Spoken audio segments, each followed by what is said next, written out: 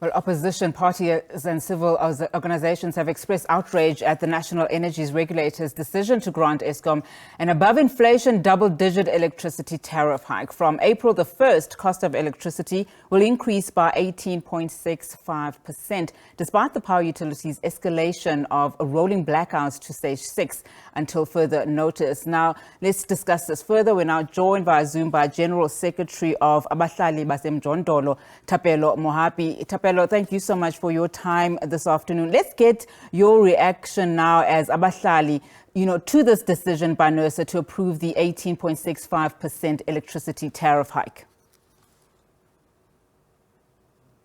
Good afternoon to you. Good afternoon to the viewers at home. We have started 2023 with a hope. Everyone in the informal settlement was celebrating, hoping that this government will change. But it seems like this government continues to plunge us to poverty as the poorest of the poor who live in informal settlements. As I speak to you, I was coming from an informal settlement in Mayville, in Durban. There they don't have what is called load shedding with their schedule. They have a 3-day load shedding that is not even on the books or anywhere else. So for us as the poorest of the poor, we are hard hit. Children cannot go to school because of the electricity. To further increase the tariffs for something that we don't have, that has not been provided to us, it is a shame, and we wonder what this government thinks about us as the poorest of the poor in informal settlement and in rural areas, as we continue to plunge in deep poverty as a result of this. Well, in fact, some civic organizations say that this decision really just spells out that government is out of touch with what the poorest people in this country are going through.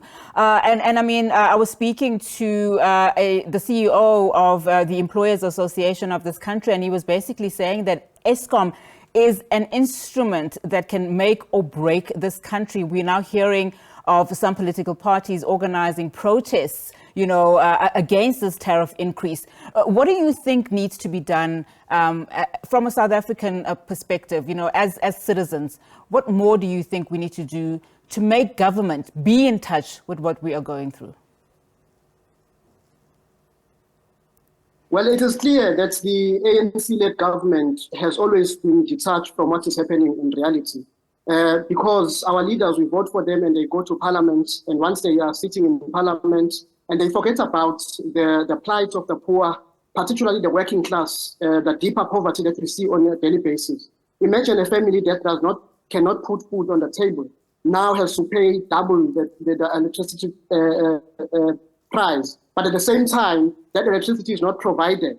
I'm talking to you now that the load shedding in the informal settlement and in township is not the same as load shedding in the suburb.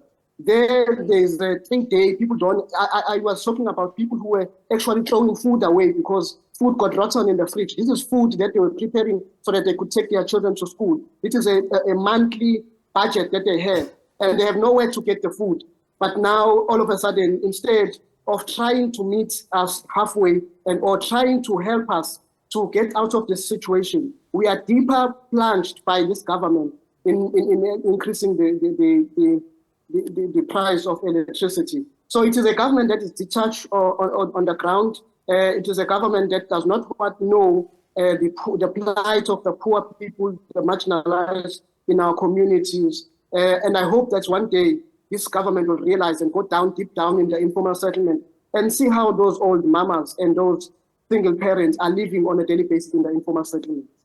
Mr. Mohapi, you, of course, as Abahlali Mjondolo, were very instrumental in helping or trying to assist those that were hard hit during the floods in KZN.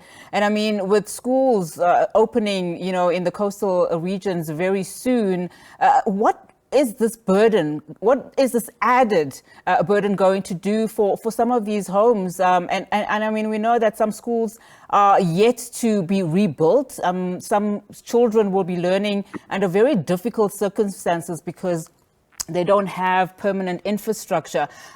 This must be having some form of, probably a critical, pivotal point for them in their day-to-day. It must be an ongoing struggle. Paint a picture for us in terms of how it's going now in those areas that you've been assisting. Yes, it is very difficult as activists because we experience this on a daily basis and we see this on a daily basis, and we live in these communities with some very poor families that have nothing to put on the table. And when they finally have something to put on the table, that's what they want to keep in their fridges and everything, and then there's no electricity and they have to throw it away because it's no longer, it's expired.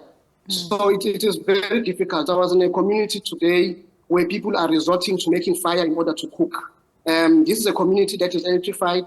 This is a community that is supposed to have electricity. But because of the situation that we are facing right now, we are seeing people in urban areas where people are actually thinking that they are seeking a better life, but are living a life like in the rural areas. So what we are seeing now is the same underdevelopment, the same people not being able to get services that they need is now coming into the cities. The load shedding is affecting their businesses. People are being retrenched. Some of them have been laid off. They can't even go to work because their companies have to cut down on costs. And it's as a result of this government that is failing to fix the problem that we are facing at the current moment. So we as the poorest of the poor are hardest hit in terms of jobs. We are hardest hit in our homes. Our children cannot go to school as a result of this, and we have to throw food away, and we have to resort to making fire in order to cook. So we are in a very difficult time in this country.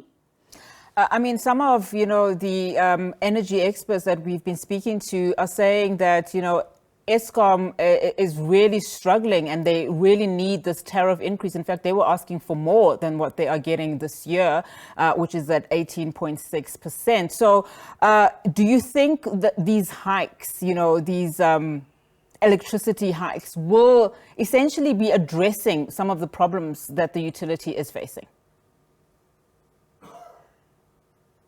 Well, this is not the first electric hike that we had, even though Eskom has not performed very well.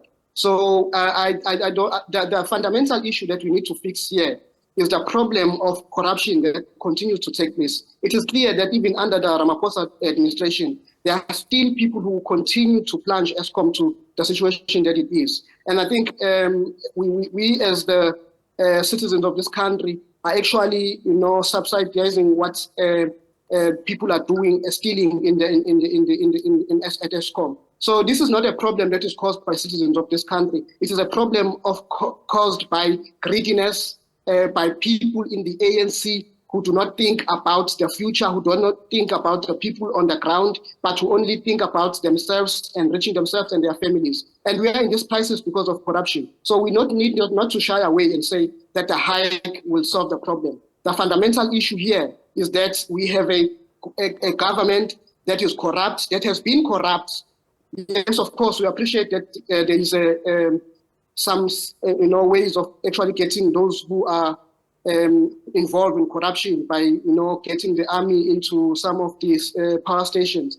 But we are here in this situation today because an ANC-led government with the people that were working in these entities were corrupt, and they stole to a level that now we are feeling the pinch, and we must be the one now that are actually bearing the brunt of actually paying for the people who are corrupt. All right. Thank you so much, sir, for your time this afternoon. Really do appreciate it. That was Thapelo Mohapi, Abahlali Base Mjondolo General Secretary. Thank you so much for your time.